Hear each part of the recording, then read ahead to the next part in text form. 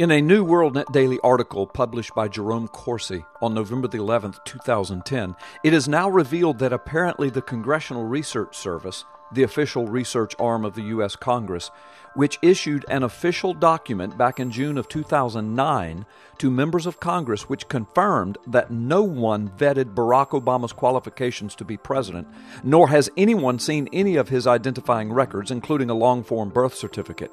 Reportedly, that same Congressional Research Service also issued a memo to prepare members of Congress to rebut and diffuse questions that many constituents were asking regarding Barack Obama's presidential eligibility under the natural-born citizen requirement of the United States Constitution. A Congressional Research Service staff member, Jerry W. Mansfield, an information research specialist, confirmed to WorldNet Daily that he authored the June 5, 2009 CRS memo entitled Qualifications of Barack Obama to be President of the United States. Now we find that attached to the official government memo was an attack piece published by factcheck.org to be used to dismiss claims that Obama's short-form certification of live birth, originally published during the 2008 presidential campaign by dailycost.com, was a forgery. The memo was addressed to Representative Brian Bilbray, a Republican from California. Attached to the memo were copies of 4 articles from the Internet aimed at debunking and dismissing arguments questioning Obama's eligibility. The CRS memo surfaced with a fax cover sheet sent from Bilbray's Washington, D.C. office on June the 8th, 2009, 3 days after Mansfield authored the memo and compiled the Internet attachments. Congressman Bilbray's office has yet to respond to repeated WorldNet Daily requests for comment.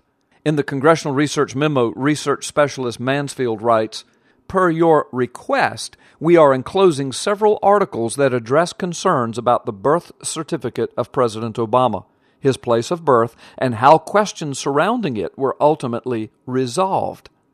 In the next sentence, Mansfield suggests that questions raised about Obama's eligibility have been conclusively dismissed as Internet falsehoods that are taking on mythical proportions. Here's his quote. Also included is a lengthy piece prepared by the Annenberg Public Policy Center of the University of Pennsylvania, factcheck.org, and an article that points out that the Internet includes falsehoods and they can live forever.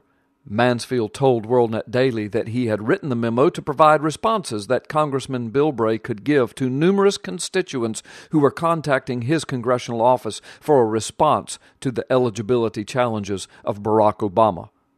Do not forget, though, that Congressman Bilbray is the one who made this constitutionally ignorant public statement.